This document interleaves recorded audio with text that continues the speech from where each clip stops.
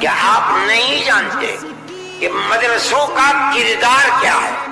میں آپ کو بتاتا ہوں، جب 1857 کے اندر لوگوں کا قتل عام ہو گیا تو اب ملک کی آزادی کے لیے جہاد کرنے والے مجاہد ہی ختم ہو گئے۔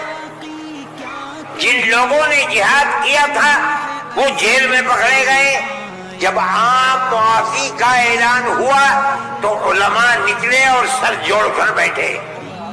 57 میں جہاد ہوا تھا، ٹھیک 9 سال کے بعد 1866 میں دارالعلوم کی بنیاد رکھی۔ کیوں؟ اب مجاہد زندہ نہیں رہے، دارالعلوم میں جنگ آزادی کے لیے مجاہدین کی فیکٹری بنانی تھی، وہ ہے دارالعلوم کے اوپر۔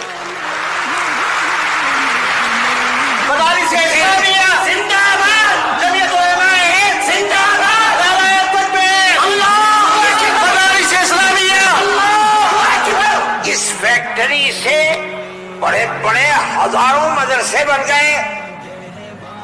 جہاں دنیا میں جائیے، نیو یارک میں چلے جائیے، واشنگٹن میں چلے جائیے، لندن میں چلے جائیے، ساؤتھ افریقہ میں چلے جائیے، اور ایشیا کے اندر تو جس ملک میں قدم رکھو یہیں کے فارغ ہیں یا یہاں کے فارغ ہونے والے کے شاگرد ہیں، جنہوں نے مدرسے بنا رکھے ہیں۔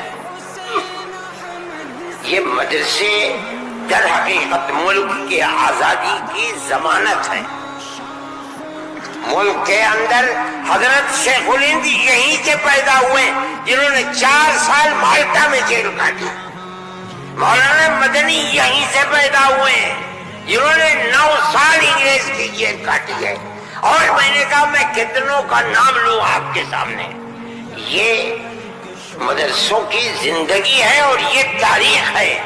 آپ اس تاریخ کو بجھانا چاہتے ہیں۔